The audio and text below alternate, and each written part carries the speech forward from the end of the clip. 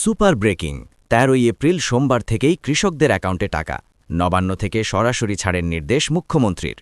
বন্ধুরা, বিস্তারিত আলোচনা যাবার পূর্বে এখনও যারা চ্যানেলটি সাবস্ক্রাইব করেননি, দয়া করে আপনি চ্যানেলটি সাবস্ক্রাইব করে বেল বাটনটি অন করে দিন।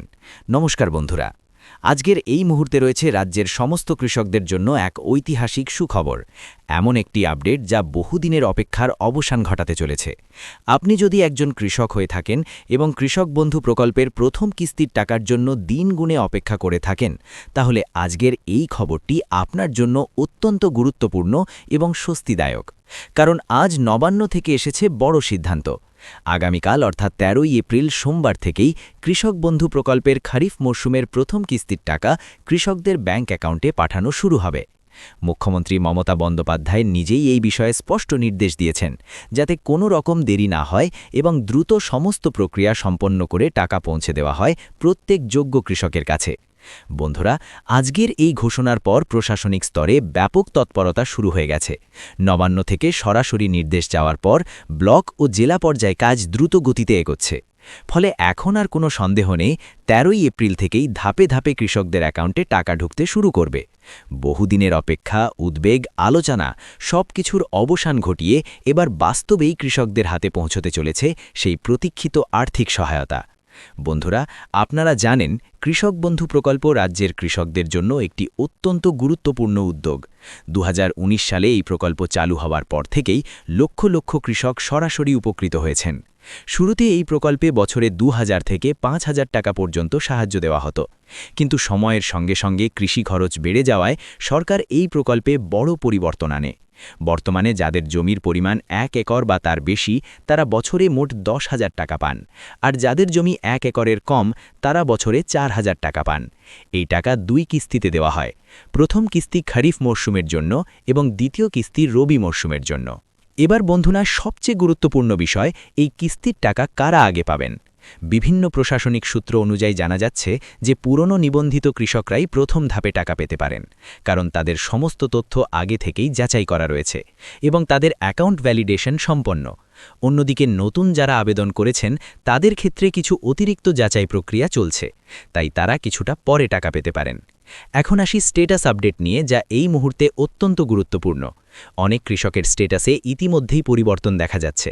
কারো ক্ষেত্রে স্ট্যাটাস ফাঁকা হয়ে গেছে, কারো ক্ষেত্রে আপলোডেড, অ্যাপ্রুভড বা অ্যাকাউন্ট ভ্যালিড দেখাচ্ছে। এই প্রতিটি ধাপই ইঙ্গিত দেয় যে টাকা পাঠানোর প্রক্রিয়া চলছে। বিশেষ করে যাদের স্ট্যাটাসে সাম্প্রতিক পরিবর্তন হয়েছে, তারা নিশ্চিতভাবে বুঝতে পারেন যে তাদের অ্যাকাউন্টে খুব দ্রুত টাকা ঢুকে যাবে। বন্ধুরা, ব্যাংক অ্যাকাউন্ট এবং কেওয়াইসি বিষয়টিও এখানে অত্যন্ত গুরুত্বপূর্ণ। যদি আপনার ব্যাংক অ্যাকাউন্টে কেওয়াইসি সম্পূর্ণ না থাকে, তাহলে টাকা পেতে সমস্যা হতে পারে। আগের কিস্তিতে অনেক কৃষক শুধুমাত্র কেওয়াইসি আপডেট না থাকার কারণে টাকা পাননি। তাই অবশ্যই যত দ্রুত সম্ভব ব্যাংকে গিয়ে আপনার কেওয়াইসি আপডেট করে নিন। একইভাবে আধার লিঙ্ক না থাকলেও সমস্যা হতে পারে, তাই সেটিও নিশ্চিত করুন। এবার আসি জেলা ভিত্তিক আপডেটে।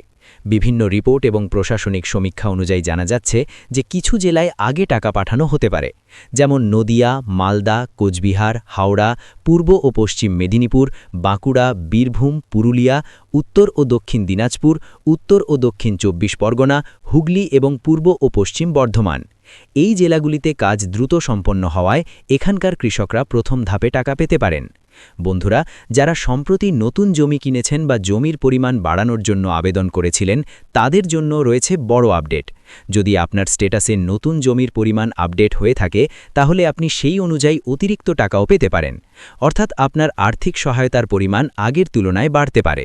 বন্ধুরা, এই ঘোষণার গুরুত্ব এখানেই যে সামনে নির্বাচন থাকলেও কৃষকদের স্বার্থকে সর্বাগ্রে রেখে সরকার এই সিদ্ধান্ত নিয়েছে।